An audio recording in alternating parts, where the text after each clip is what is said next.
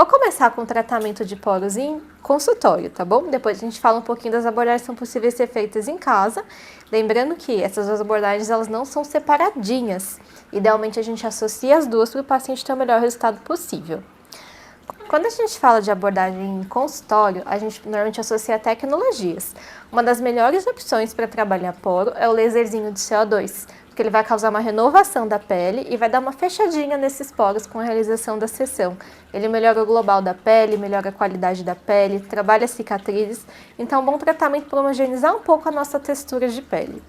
Uma outra opção que funciona bem, dependendo da necessidade do paciente, são microagulhamentos, que a gente acaba direcionando principalmente para pacientes que não podem fazer um laser de CO2, pacientes com pele mais morena, pacientes que são mais bronzeados, que o CO2 acaba não sendo a melhor opção. Além disso, a gente pode combinar alguns peelinzinhos com esses tratamentos que associam e potencializam ainda mais e homogeneizam um pouco a penetração desse tipo de tratamento. E o microbotox, que tem resultados promissores que ele pode ser feito para melhorar um pouco e diminuir um pouco a produção de oleosidade e acaba ajudando no processo de tratamento dessa pele com poros. Saindo de tratamento para poros dilatados em consultório e entrando em tratamentos em casa, tem vários ativos que podem ser usados, mas os que acabam respondendo melhor seria o ácido glicólico, tá? Ou a glucanolactona. Esses dois eles têm um resultado interessante para poro. Os derivados de ácido retinóico, lembrando que dentro desse guarda-chuva de derivado de ácido retinóico, a gente tem várias opções, desde os mais antigos, como é a tretinoína, passando por a dapaleno, que o pessoal fala muito para tratamento de acne, mas também é o retinóico, também controla o envelhecimento, também trabalha poro. Indo para retinol, que são as novidades, ou bakuchiol, que é aquele retinol derivado de planta, que também tem um resultado muito promissor, muito interessante para esse paciente. Tem produtos com niacinamida pura, com concentração de 9% e 10%, que eles têm um efeito duplo. Além de trabalhar um pouco no processo de despigmentação, de terem efeitos clareador nessa concentração, eles também são interessantes para trabalhar a textura da pele. Fazem um efeito seborregulador, então eles controlam a oleosidade, e eles controlam também e ajudam a trabalhar os nossos poros.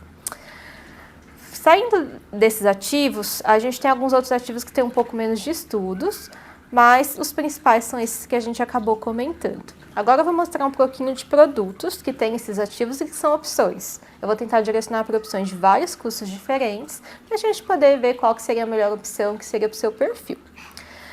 Começando pela glucanolactona. A glucanolactona, o principal efeito dela é clareador nos produtos que a gente tem disponíveis, mas ele também faz um efeito de controle de oleosidade e controle de poros.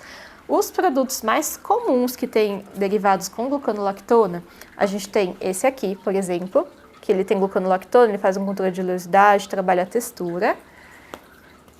Ele tem uma textura mais creminho, mas ele é um creminho bem leve, que também é bem interessante para esse perfil de pele mais, principalmente para uma pele mais oleosa, ele cai bem.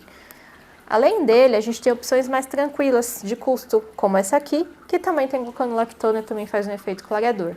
Eles vendem muito como produto para clareamento, mas também ajuda bastante com componente de poros, principalmente quando combinado com os ativos da rotina de skincare para entregar o melhor resultado possível. Saindo de glucanolactona, a gente tem algumas outras opções. A gente tem opções com glicólico como essa aqui, que tem além do ácido glicólico ativos clareadores para potencializar, e ele é uma textura bem sequinha, só que às vezes pacientes que precisam de mais hidratação acham que ele resseca demais. Então a gente vê que ele tem uma textura bem seca e ele tem um cheiro até um pouco mais alcoólico.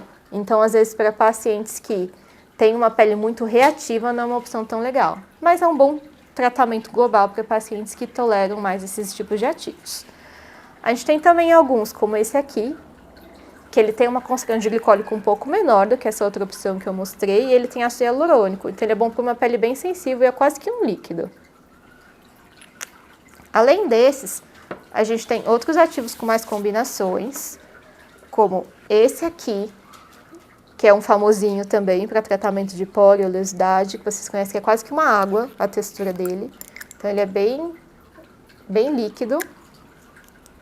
E a gente tem esse que, quando a gente vai ver a avaliação dos ativos, apesar de eles falarem em uma divulgação que são produtos que são muito diferentes, eles têm concentrações muito parecidas. O que muda mais é a questãozinha de textura, tá bom? Mas ele lembra muito aquela opção da SkinCeuticals até em questão de... ele é só um pouco mais viscoso. Mas também de concentração, eles todos são derivados de glicólico, combinado de cítrico, tem um pouco de LH, e a combinação desses ativos é muito parecida nessas duas formulações.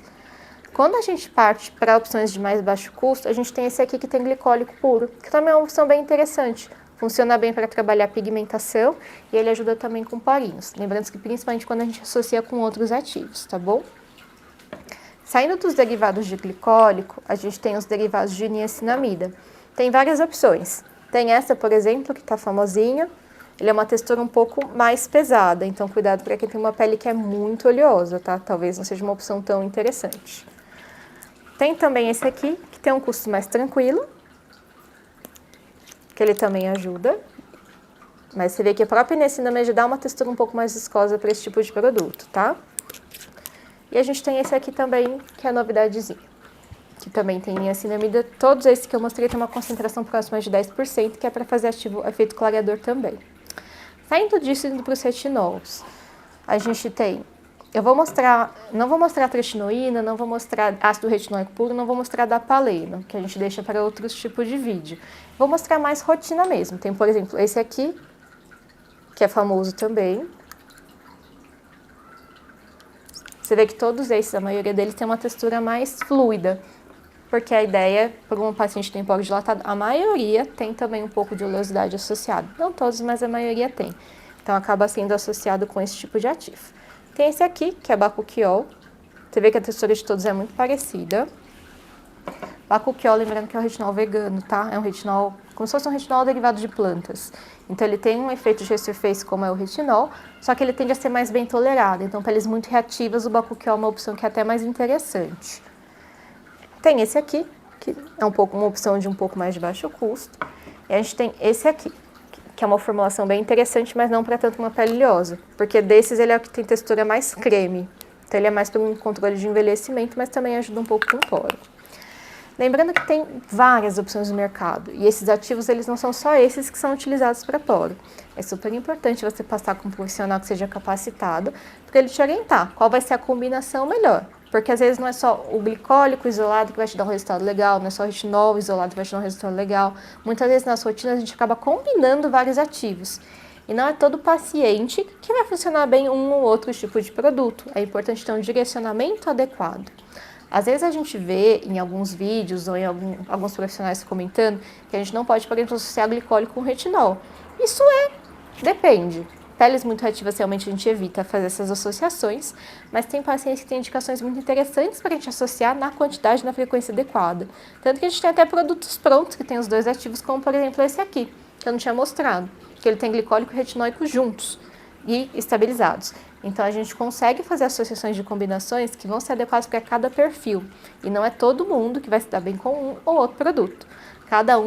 Cada pele é única e cada paciente vai ter uma necessidade diferente. Então é super importante fazer uma avaliação personalizada. Lembrando que eu só dei uma pincelada, isso é um mundo, dá para falar muito de todos esses itens. Eu espero que esse vídeo tenha sido informativo. E se tiver alguma questão muito pontual, alguma dúvida, alguma questão que vocês gostariam que a gente colocasse ou conversasse um pouco mais, é só colocar nos comentários, que a gente pega e faz um segundo vídeo para poder destrinchar melhor. Um beijo.